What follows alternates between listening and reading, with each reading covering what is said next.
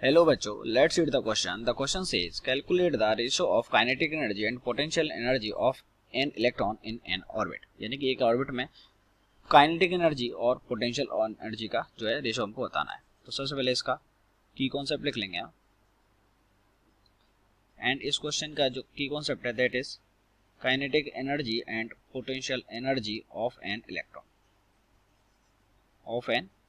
ये इसका की कॉन्सेप्ट हो गया।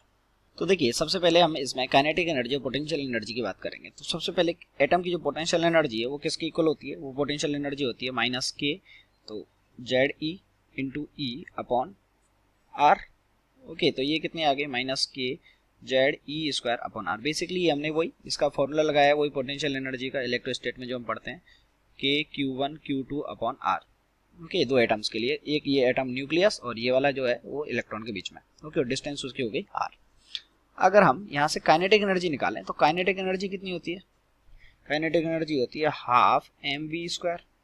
ओके, और जो हम वी नो दैट कि जो m v square by r है वो किससे बैलेंस हो रहा होता है? वो हमारा कूलम फोर्स से बैलेंस हो रहा है, k Z e into e upon r square. तो यहाँ से आर कट गया, तो एम वी स्क्वायर की वैल्यू कितनी आ गई? एम वी स्क्वायर की वैल्यू आ गई k Z e square upon r upon 2r। Okay, तो अगर हम यहाँ से अगर हम काइनेटिक एनर्जी और पोटेंशियल एनर्जी का रेशो लेंगे, kinetic energy upon potential energy, तो ये कितनी आ जाएगी? K into Z e square upon 2r।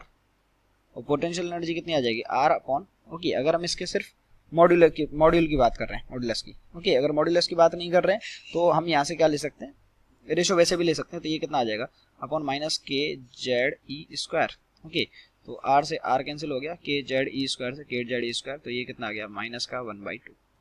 तो काइनेटिक एनर्जी और पोटेंशियल एनर्जी का रेशियो जो होता है वो -1/2 होता है। और वैसे भी हमको टोटल याद होता है, पोटेंशियल एनर्जी, टोटल एनर्जी और काइनेटिक एनर्जी का जो रेशियो है वो कितना होता है? 2 1 -1। तो अगर पोटेंशियल और काइनेटिक को लेंगे तो वो कितना आ जाएगा? 2:-1। और काइनेटिक और पोटेंशियल का लेंगे तो वो कितना आ जाएगा? -1:2। तो -1:2 आप देख सकते हैं ये रहा। I hope you understood it well. Best of luck.